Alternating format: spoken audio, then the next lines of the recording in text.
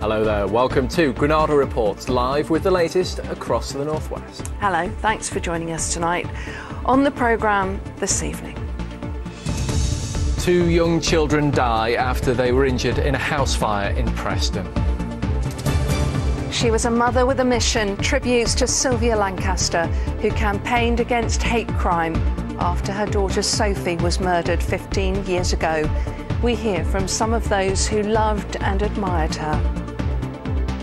She will be missed by everyone whose lives she touched in the educational work she did, but also in the wider world of just celebrating Sophie's legacy with those people. Saving lives and stopping stigma, the new scheme being trialled in Bolton and Bury that could cut drug deaths in our region. Going Dutch, speculation grows Manchester United have chosen Erik ten Hag as the man to bring back the glory days to Old Trafford. I've walked 1,000 miles. If you have a little patience, at the end of the programme we'll be in Clitheroe, base for a new movie about the music of Take That. And if your thoughts are turning to the Easter weekend already, you'll need a full forecast. And that's coming up later on. All of that coming up in the next half hour. First, though, tonight, the sad news that 2 young children badly injured in a house fire have both died in hospital. They were a 3-year-old girl and a 5-year-old boy. They've been in a critical condition since they were both rescued from their home in Preston on Friday.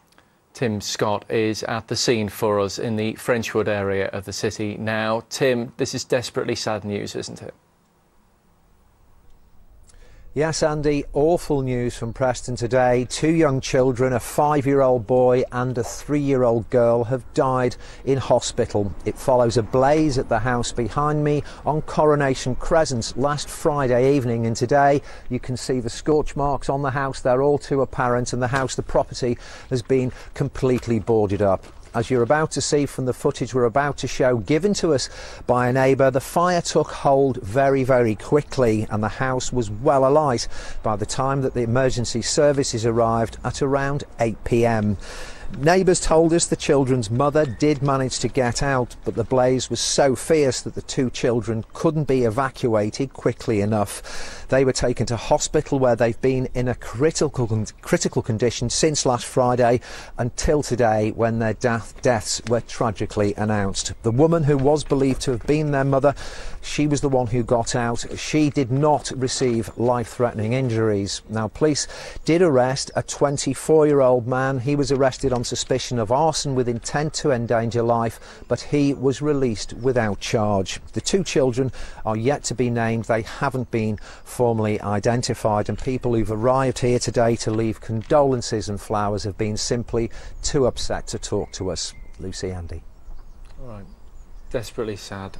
Tim in Preston, thank you very much indeed. Well, next tonight, tributes to Sylvia Lancaster, the woman whose daughter Sophie was murdered in a senseless act of violence. Sylvia dedicated the time that followed to a campaign to combat hate and intolerance. It is 15 years since Sophie was killed in a park in Bacup. She was set upon by a gang who had targeted her and her boyfriend for their distinctive goth clothing.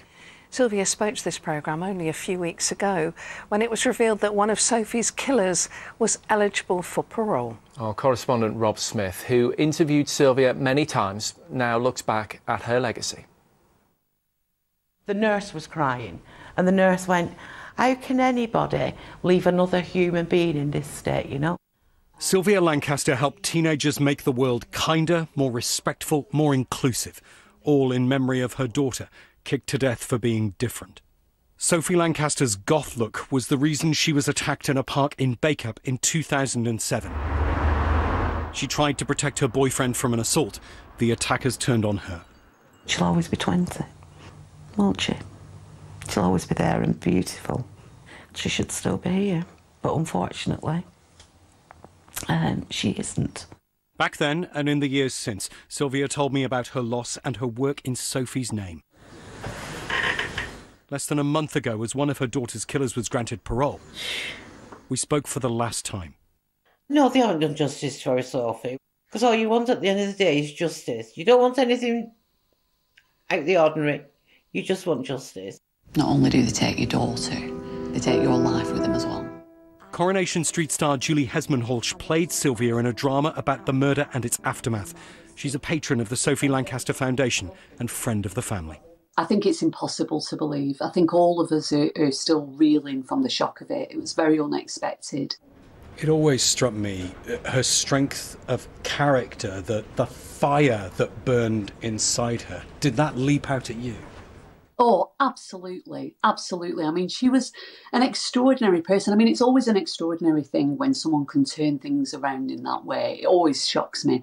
I feel like if I had to endure a loss like she did, I would just curl up in a corner and just cry for the rest of my life. And you know, she set up the foundation very, very quickly after Sophie's death. You know, she was very determined that it would count for something and that something would change.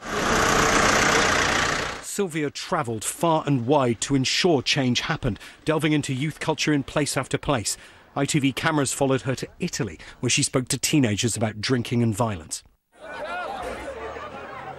What do you think about that? Are you shocked by what you've seen? I'm really shocked. I think that drink is a stupid thing. Her efforts shifted the way authorities viewed crimes against people like Sophie.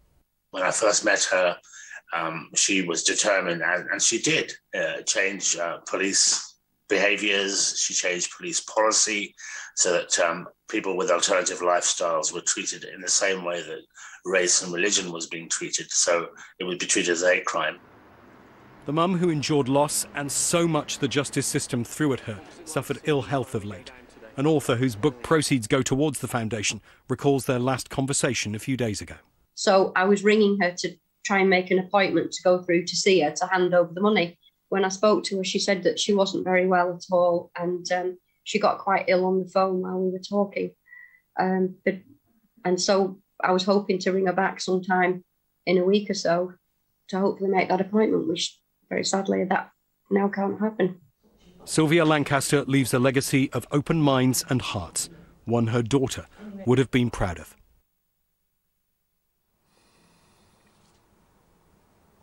What an extraordinary woman she was. Well, a spokesperson from the Sophie Lancaster Foundation has assured us that the charity's work to overcome hate and prejudice in society will go on. And you can find out more information about the great work that they do at our website. Just head to itv.com/Granada. OK, well, let's have a look at some other stories making the headlines in the northwest this evening. And a man from Merseyside has pleaded guilty to sending a racist message to a Labour MP. John Fagan from Bootle sent the grossly offensive message to Dawn Butler in July last year. The MP for Brent in London says it left her fearing for the safety of herself and her staff, and she quickly reported the message to police. Fagan will be sentenced next month. Police are continuing to appeal for witnesses after a woman was dragged under the door of her car in South Liverpool when a man was trying to steal it. CCTV footage shows the woman leaving her car on the road outside Booker Avenue Post Office in Allerton. As she walks back towards it, a man climbs into the driver's seat and the car then reverses, dragging her under the door. The wife of the Wanted star, Tom Parker, has invited fans to pay their last respects outside his funeral next week. The 33-year-old Bolton-born singer died last month, surrounded by his family after having been diagnosed with a terminal brain tumour. On Instagram, the actor and wife of Tom, Kelsey Parker, said it would be beautiful to see people line the route to where the private service is taking place in South London. Yeah, I'm sure there'll be no shortage of people there. And a flash mob has taken place in Blackpool to launch a new film about dancing. The Blackpool Way, you might remember, was created in the pandemic to bring people together on social media. Well, now restrictions have ended, people can join in person. And how? Aren't they absolutely brilliant? Always make Love great pictures and stop people in their tracks, don't they? Yeah. Next tonight, the fallout from so-called Partygate continues, with more calls today for the Prime Minister and the Chancellor to resign after both were fined for breaking lockdown rules. Well, adding his voice to those calls is the Lib Dem leader, Sir Ed Davey, who's been in the region today to support his party's campaign for the May local elections. Joining him on the campaigning trail, our political correspondent Leisha McNally, who also asked if he thought the Tories' troubles were good news for him. If picking up votes were as easy as picking up litter, Sir Ed Davey would be in Downing Street by now. Instead, the Liberal Democrat leader joined a litter pick in Stockport to try to sell his party's vision for the North West. If people want a fair deal with the cost of living crisis, they want a fair deal for the health service, if they want a fair deal for the local community, if they vote for the Liberal Democrat, they will get a local champion who will fight for that fair deal. If the Liberal Democrats hope to resume their pre-coalition position in Westminster, they'll need to see those shoots of recovery in places like Stockport first, where they currently hold the most seats on the council, but haven't had a majority since 2011.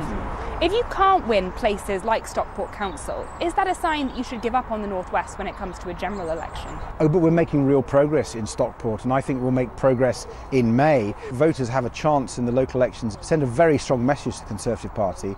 This Prime Minister isn't fit to be the Prime Minister of our great country, that he's not a decent man and he ought to go. So will Partygate prove a deciding factor for these local elections? At Kate Peacock's cafe, she serves 750 cups of tea a week, but is voting also on her customers' lips. I think everyone's more involved in politics than they used to, with the cost of living being so high at the moment, fuel bills, so on and so forth.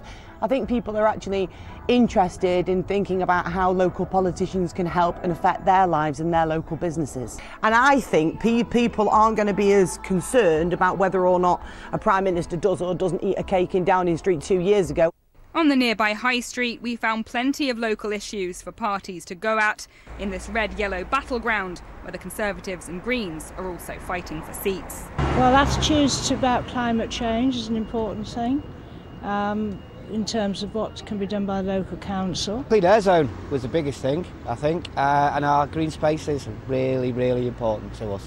Sometimes traffic goes really fast and I think it's really getting a problem, and I'd like basically the local government to do something about it. Though Partygate was never off topic for long. Hopefully the local elections give him a lesson. I go. I want somebody who actually, I believe, has got a moral compass and knows the right thing to do. Sir Ed Davey's visit ended at a local factory, a chance to hammer home his party's stance on supporting manufacturing. We should expect more leaders in the coming weeks to support their local candidates, though we'll have to wait until the 6th of May to see which messages are cutting through. Leisha McNally, ITV News. Well, now, the North West has the second highest rate of drug-related deaths in England and Wales. That is the highest since records began, with deaths going up by 22% in 6 years.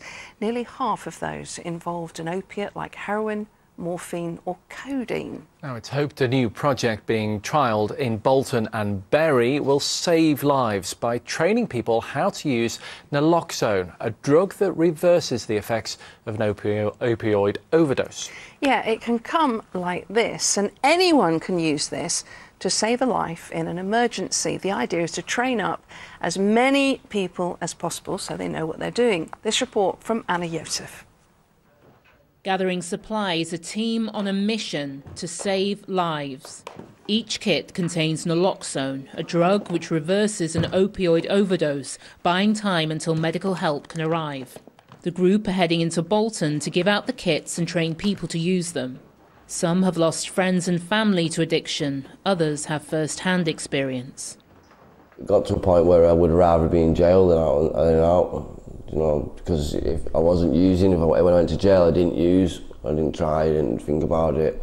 So in my head, I believed the best place for me was to go to jail where I couldn't use drugs, because if I felt like it sucked me in, like, even though I didn't want to have it, I was still having it. You know, that's what addiction does to you, isn't it?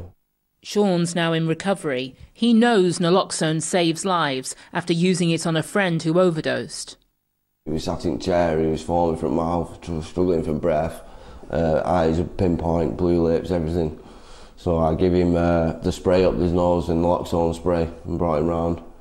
And then ambulance come and he went with the ambulance. Why do you feel so passionately about being part of this project? Just because it's going to save a lot of lives, naloxone. You know, I've seen it firsthand save a life, and I had a friend who saved someone's life about 2 weeks ago. He actually died for 12 minutes. Well, he brought him back with the naloxone spray, you know, in the ambulance. So I know it is working, and the kits we're handing out around the town are obviously being used. The North West has the second highest rate of drug-related deaths in the whole of England and Wales. There's been a 22% rise in drug poisoning deaths in the past 6 years. The rise doesn't shock Louise. She's lost far too many friends. The mum of two's in recovery for heroin addiction, but temptation's never far away. It's so easy to get hold of. It's very easy to get hold of. If we wanted to buy some heroin right here now, how long would it take for you to be able to score? About 2 minutes. I could go over there and ask somebody and they would get them for me. I know I could. It's that easy? Yeah. If I wanted them, I can go and get them in 2 minutes. I know I can. Why do you think it's so important that people know about naloxone? Because it saves lives, and that life could be somebody's mother, somebody's brother, somebody's dad, boyfriend. Every life matters, and it really does. And just because that person uses drugs doesn't mean that their life doesn't deserve being saved. George Charlton's the project's driving force, which is being funded by the NHS. He's lost count of the number of times naloxone saved his life. Watch your feet there as well. Drug user for 15 years, he's now a qualified counsellor mentoring people affected by drugs. What would you say to people that say naloxone is just making addiction safer? I don't think there's anything safe about addiction. People don't intend to overdose. People don't want to die. Yes, people should be in rehab. Yes, the safest place for people to be is in treatment and support. But what we've seen over the past kind of decade has been massive funding cuts nationally, which have meant it's really difficult. What we know is the Dame Carol Black report now is putting further investment back into treatment. It's talking about drug consumption rooms. It's talking about heroin-assisted treatment. It's talking about widening the supply of naloxone. And reaching out to as many people as they can. Every conversation, every kit, a chance to connect and possibly save a life. Anna Yosef, ITV News. Yeah, frightening how easy it is to get those drugs on our streets. And there's more information about naloxone on our website. That is at itv.com/Granada. OK, lots still ahead on the programme. Coming up. It could happen. City and Liverpool could make big strides towards an all-North West Champions League final tonight. And the mist and fog is descending across the northwest tonight, but what do the next few days have in store? A full forecast is coming up. And here's still what's still to come on the ITV News at 6:30 with Lucrezia. Jailed for life, the terrorist who murdered Sir David Amess. The MP's family have described his death as beyond evil and say they will never get over this tragedy. MPs rally around the Prime Minister and the Chancellor, but not everyone's towing the party line. Who could be next to hear from the Met Police? What happened when this Northern Ireland football boss said women are more emotional than men? And the World War wreckage restored to its former glory. We've been up in the sky with the world-famous Spitfire. Join me for those stories and much more at 6:30. Well, back here it's time for sport. Manchester United appear to be closing in on their next manager, Mike. Yeah, I think we've known for quite a while now who it is that they're targeting. It's the Ajax manager Erik ten Hag, and they are close now. In fact, he could be confirmed as Manchester United's new manager as early as next week. It is widely reported that ten Hag has reached an agreement with United, but an announcement is unlikely to come before Sunday when his side play in the Dutch Cup final against PSV Eindhoven. Well, now to a massive night of European football as both Manchester City and Liverpool bid for a place in the Champions League semi-finals. Liverpool, the six-time European champions, are in a very strong position. They lead Benfica 3-1 going into tonight's quarter-final second leg at Anfield. Jurgen Klopp's men will face Spanish side Villarreal in the last four if they can finish the job tonight. With one trophy already secured this season and the chance of three more still, Liverpool's players are as hungry as ever. We are in a big club, and a big club want to do great things, want to achieve great goals. Our mainly focus is win any title that is in front of us. This is a super important game to us, and obviously we said a couple of times we tried so hard last year to get qualified for the Champions League, and now we can make it to the semis, which is incredible, and that's what we want to show, that it means a lot to us. Well, Manchester City have an even tougher challenge. They're away to Atletico Madrid with a 1-0 lead after the first leg. They now know they'll face Real Madrid in the semi-finals if they get through tonight. Just like Liverpool, it's a busy time for the Blues with huge games in the Premier League and FA Cup as well this week. But their manager says his players are ready. You have to be grateful to be here.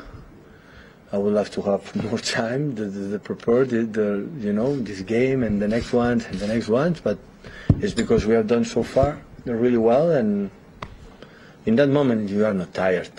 It's important to win any title. Of course, the Champions League is the most prestigious championship we are in, and we are trying to do it again. So it's not easy, we know that. We have a chance, have one more chance, and try to do it. That's it. Well, next to an England victory made in Manchester. All 5 of the goals in last night's Women's World Cup qualifier against Northern Ireland were scored by players from United and City. United's Ella Toone scored 1, City's Lauren Hemp and Georgia Stanway 2 apiece in the 5-0 win, which leaves England on the brink of qualification for next year's World Cup. Well, next to a dramatic finish to Wigan Athletics League One match at Burton. It was goalless heading into stoppage time when Wigan's Kel Watts produced this incredible goal line clearance to ensure his side picked up a precious point. Latics now 4 points clear at the top of the table.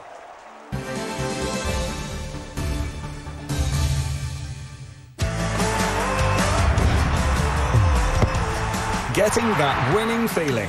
FOW, sponsors of the Granada Sport Report. And finally, as the football season nears its conclusion, the new cricket season is getting underway. Lancashire play their first county championship game tomorrow. They're away at Kent, and they've had to pick themselves up after being pipped to the title by Warwickshire on the final day of last season. The hurt of coming so close and not managing to do that will spur everyone to go one further, and I think it just comes down to little moments in the season then when things are getting tough is you'll look back onto that last day and how it felt of just falling short and try and give that little bit extra just to push on. We know we've got a responsibility to be as good as we can be.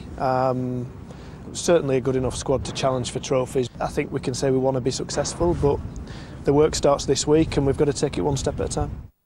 Yeah, let's hope this is their year. That is your sport tonight. Hey, not so fast. Mike, settle an argument for us. How many United managers will that be since Sir Alex? Since Sir Alex? Well, if you think about it, all that consistency, 26 years Sir Alex Ferguson was in charge, and yet since his retirement 9 years ago, 7 different people have taken charge of the United team. 4 of them were permanent managers. We had, of course, David Moyes, Louis van Gaal, Jose Mourinho and Ole Gunnar Solskjaer. So Ten Hag would be the 5th permanent manager since Alex retired. A lot of names to get over. All right, thanks, Mike. Yeah, it's going to be a pub quiz question, that for yes, years, it will, isn't definitely. It? Permanent manager, though, is a bit of a misnomer. Yeah, Ryan Giggs, Michael Carrick were caretaker managers, and Ralph Ranieri currently interim. Brilliant. Thanks, Mike. OK, next, the people of Clitheroe in the Ribble Valley are used to peace and tranquility. Yeah, for the last few weeks, though, they've been living with lots of disruption, road closures, diversions, and it's all because of Take That. Yeah, well, not the group themselves, but the cast and crew of the film Greatest Days, which is being made as a tribute to Take That and their songs. Well, now, as Anne O'Connor reports, normality will be back for good. You couldn't see Pendle Hill through the rain and grey cloud in Clitheroe today, but you could see the cast of a new Take That-inspired film, Greatest Days, dancing through the streets. There we go, turn over.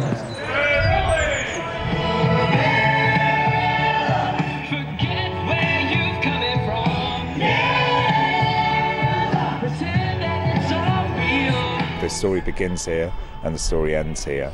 And I think we've been really happy that we've been welcomed into the area by everybody. The weather's probably not the best, but it looks great on screen, and I think we've got something really authentic and really magical that we're looking forward to bringing to everyone next year.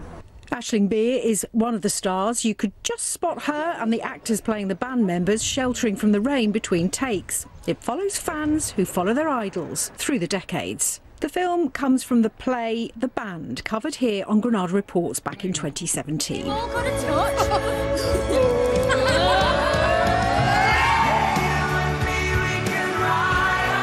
Harry, do you recognise the fans after 25 years? Oh, we really do. Our fans have been with us for years and years. And now they're starting to bring their kids as well. It's amazing. Wish they could all reunite, and they're welcome to play at mine anytime they want. Michelle Harboard runs the Rose and Crown, where the cast played pool and changed costumes. She was gutted when the band broke up. I ripped them all, the little autographs, up into a million pieces. So it felt sad at the time, and now it's just, you know, idiotic teenage years. So you could have made a fortune, Michelle. I could, but hey ho, you know, Robbie Williams owes me a drink now, doesn't he? The town has seen road closures, but post-pandemic Clitheroe is ready to be cheered up and arrive on the filmmaking map. We're coming out of COVID. We've all had a desperately sad time, and this is the tonic we need. This is going to lift the town. It's lifted the town. The music, the dance. I had a tear in my eye when I was watching it through the camera the other day. It really felt great. It felt special. It felt like we're lifting off after all the problems we've had.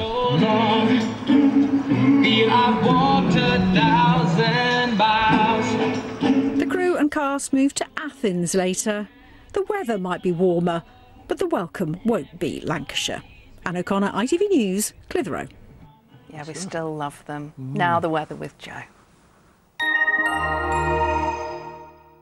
That sunshine really made your eyeshadow pop, you know. And you put the wipe in the bin, not the toilet. United Utilities sponsors ITV Granada weather. Go ahead, Queen. Thank you. A very good evening to you. Maybe you've seen some of that warm sunshine around today, but it's been in short supply. Lots of cloud cover across the region, and there's even been a few spots of rain. But the good news is it's settling down a little bit over the next couple of days, feeling warmer. There will be more sunshine on offer, but yes, still some rain to come in the forecast. In general, some warmer air across the whole of the UK as we go through the rest of this week, gradually cooling down after Good Friday. So Saturday and Sunday we'll see temperatures just dipping away slightly, and it looks more unsettled and cooler into the new week. But back to this evening, and overnight should be largely dry for northwest England and the Isle of Man, but it does become quite murky, certainly through the early hours of tomorrow morning. Mistiness, some fog, low cloud. We are free from frost though. In the main, I think probably 6 or 7 Celsius, the overnight low. As we head towards dawn, we'll gradually see that mist and fog beginning to lift. The sun time is for tomorrow. It'll be up at 6:14 and setting at 8:10. Maybe in 1 or 2 spots tomorrow there will be some thicker fog patches, but it's just a bit of a damp, cloudy start with some drizzle out of thicker cloud to start the day. Winds are falling light, and by 9, 10 o'clock that sunshine's coming out. I think there'll probably be more sunshine on offer than we've seen today for our part of the world. And it should be a dry day, and this will allow temperatures to rise 17, perhaps 18 Celsius tomorrow. Feeling quite pleasant, and another warm day to come on Good Friday, but more cloud around. Some rain Friday night into Saturday. The weekend looks settled and quiet, if a little cloudy at times, and gradually it's cooling down a little bit. Bye-bye for now. United Utilities sponsors ITV Granada weather. Those eyebrows are unreal. Thanks, Joe. Tomorrow we're meeting the woodworker who's raised £66,000 for Ukrainian refugees after raffling one of his handmade bowls, and he is 12 years old. Amazing. Look forward to that. That's at 6 tomorrow. Good night. Bye.